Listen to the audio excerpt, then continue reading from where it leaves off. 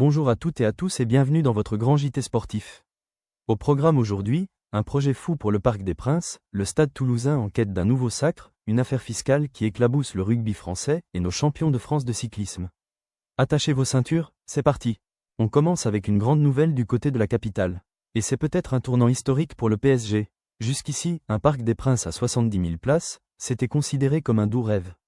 La raison ? Le périphérique parisien qui serpente sous l'enceinte de la porte de Saint-Cloud, rendant techniquement impossible toute augmentation de capacité au-delà de 60 000 places. Aucune étude n'avait d'ailleurs réellement envisagé un tel agrandissement. Mais comme on dit, il ne faut jamais dire jamais.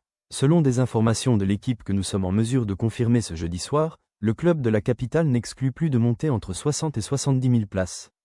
Pour rappel, le Parc des Princes accueille actuellement 48 000 spectateurs. Ce serait donc un bond considérable pour le stade parisien et son ambiance déjà bouillante les soirs de match. Une perspective qui en fait rêver plus d'un du côté des supporters parisiens. Reste désormais à savoir si ce projet ambitieux pourra réellement voir le jour. On suit ce dossier de très près pour vous, et on vous en dit plus tout de suite avec les prochaines étapes. Justement, restons sur ce projet d'agrandissement et les démarches à venir. Car oui, avant de pouvoir crier victoire, il va falloir passer par la case études. Pour évaluer ce projet d'envergure, des études seront menées dans les prochaines semaines, voire les prochains mois. L'objectif ? Déterminer la faisabilité technique d'un tel agrandissement.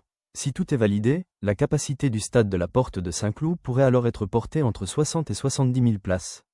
Un défi de taille quand on connaît les contraintes du site et son environnement urbain particulièrement complexe.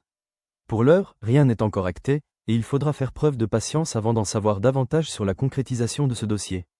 Mais le simple fait que le club explore cette piste marque déjà un changement de cap par rapport aux certitudes établies jusqu'ici. On peut imaginer l'enthousiasme que ce projet suscite chez les fans parisiens, qui rêvent depuis longtemps d'un écrin plus grand.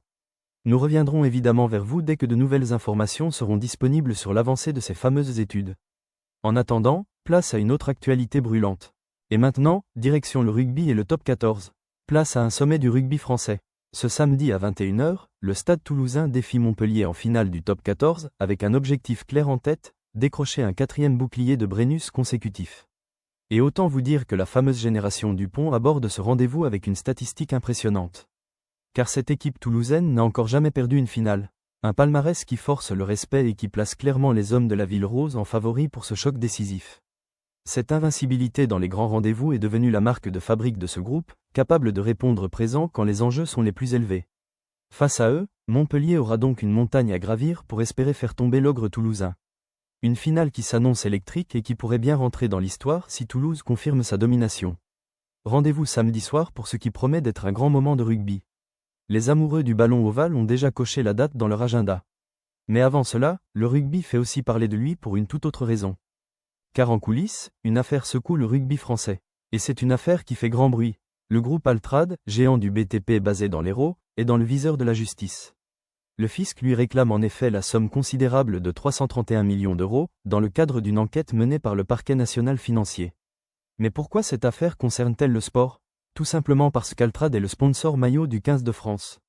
Et selon les informations de Mediapart, cette fraude fiscale présumée aurait servi, en partie, à financer ce fameux contrat de sponsoring avec l'équipe de France de rugby. Une révélation qui pose forcément question et qui place le partenaire historique du 15 de France dans une position délicate. À ce stade, il s'agit d'une présomption et l'enquête suit son cours, il convient donc de rester prudent. Mais l'affaire est suffisamment sérieuse pour faire les gros titres et susciter l'attention. Nous suivrons évidemment l'évolution de ce dossier qui mêle business, sport et justice. En attendant, changeons radicalement de discipline pour parler de tennis. Cap sur le tennis maintenant. Une petite information venue du monde de la petite balle jaune.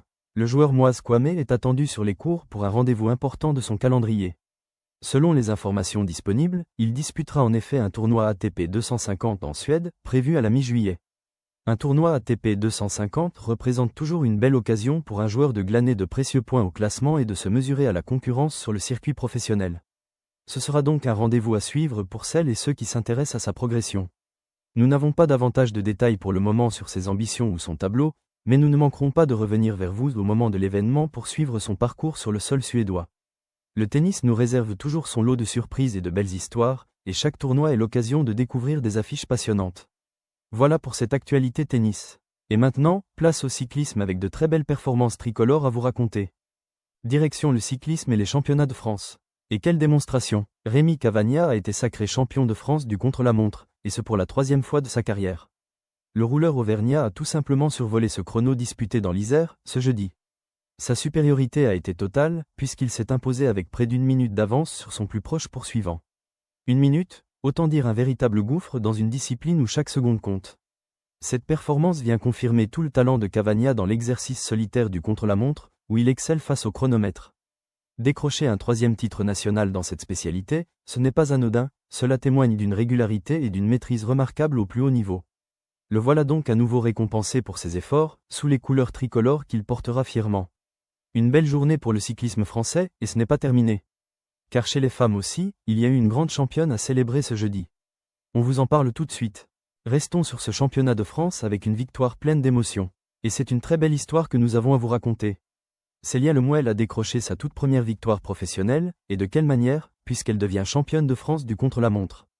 La coureuse, âgée de 25 ans, a frappé un grand coup ce jeudi en s'imposant sur le chrono. Et le plus beau dans tout ça? Elle ne figurait pas parmi les favorites de la course. Une vraie surprise, donc, qui rend ce succès encore plus savoureux. Par cette performance, elle offre un succès de prestige à son équipe, Ma Petite Entreprise, qui peut être fière de sa coureuse. Décrocher son premier titre professionnel en s'emparant du maillot tricolore, c'est tout simplement le scénario rêvé pour cet athlète. Un moment qui restera assurément gravé dans sa mémoire et qui pourrait bien lancer une carrière prometteuse.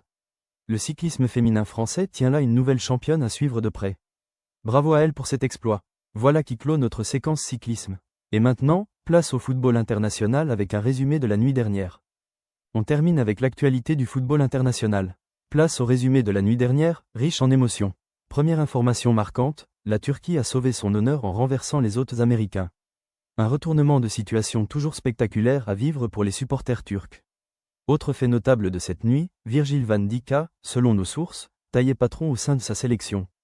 Le défenseur et les Pays-Bas retrouveront le Maroc en 16e de finale, une affiche qui s'annonce particulièrement intéressante entre une nation européenne installée et une équipe marocaine ambitieuse.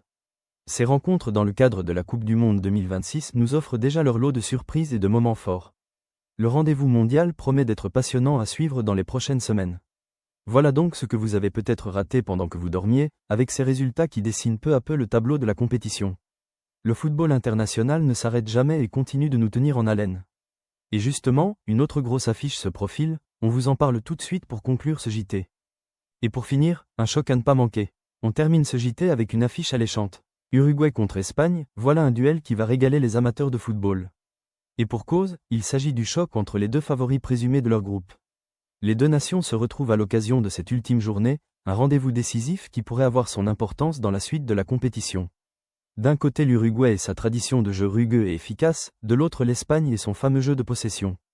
Sur le papier, tous les ingrédients sont réunis pour assister à une belle rencontre entre deux grandes écoles du football mondial. Vous vous demandez sûrement à quelle heure et sur quelle chaîne suivre ce match en direct. Pensez à vérifier la diffusion pour ne rien manquer de cette opposition de prestige. Une affiche à cocher absolument dans votre programme du jour si vous êtes amateur de belles confrontations internationales. Voilà qui conclut notre tour d'horizon de l'actualité sportive. Il est temps pour nous de nous quitter, mais on se retrouve très vite. Et voilà, c'est déjà la fin de ce JT sportif. Merci de l'avoir suivi jusqu'au bout, on se retrouve très vite pour de nouvelles actualités. Abonnez-vous pour ne rien manquer.